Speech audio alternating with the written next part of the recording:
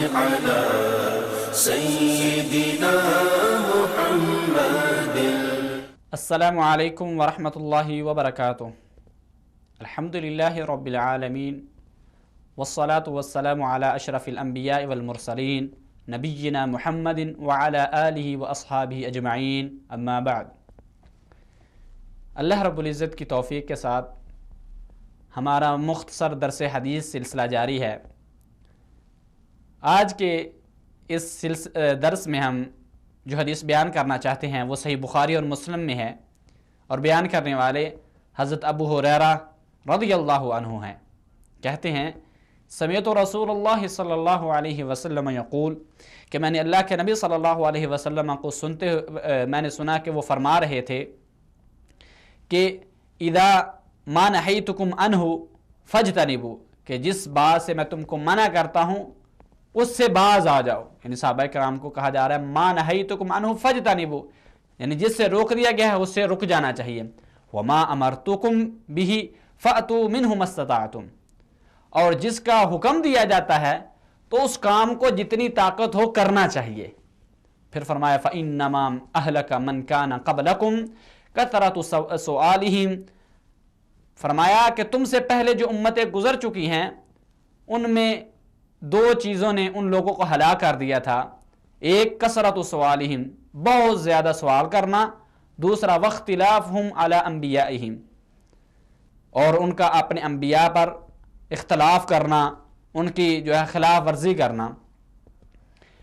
اس حدیث کا مطلب یہ ہے کہ اللہ کے نبی صلی اللہ علیہ وسلم فرما رہے ہیں کہ جب کسی چیز سے شریعت میں روک دیا جاتا ہے تو ایک مسلمان کا حق یہ ہے کہ اسے باز آ جائے. مثلا کہا گیا ہے کہ لا تقربوا الزنا، زنا کے قریب نہ جاؤ، شراب نہ پیو، جو خنزیر کا گوشت نہ کھاؤ، تو اس سے رک جانا چاہیے. پھر فرمایا کہ جس کا حکم دیا گیا ہے، جس کا آرڈر دیا گیا اس کو جتنی طاقت ہو کرنا چاہیے. یعنی فرمایا گیا اقیموا الصلاۃ وآتوا الزکاۃ، نماز قائم کرو، زکوٰۃ دو، تو کرنا ہے جتنی تمہارے اندر طاقت ہے.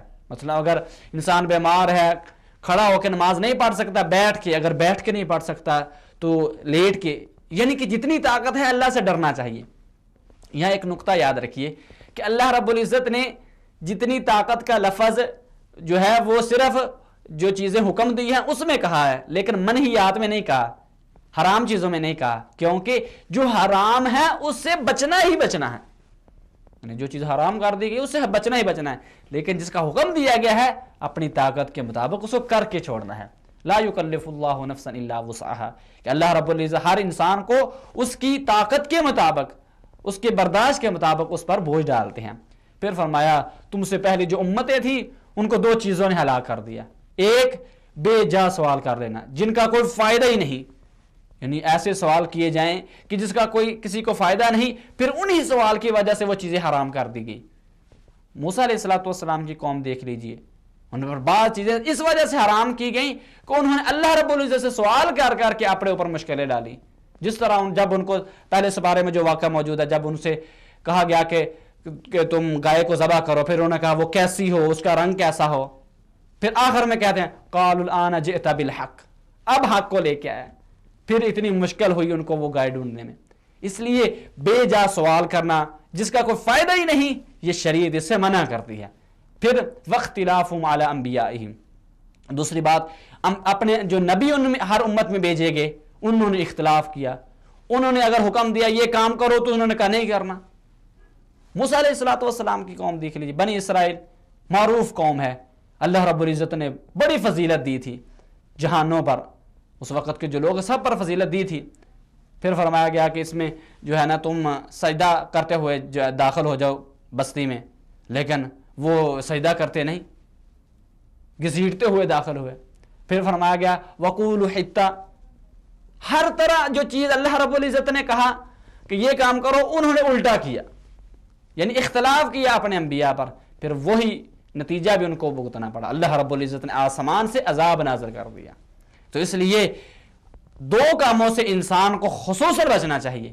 ایک، ہر طرح کا جو ذہن میں آیا وہ سوال نہیں کرنا چاہیے، بلکہ جس کا کوئی فائدہ ہو، جس سے انسان کی زندگی کے بارے میں کوئی معاملہ ہو اس کے بارے میں کوئی استفسار کرنا ہے، پوچھنا ہے، وہ کرے.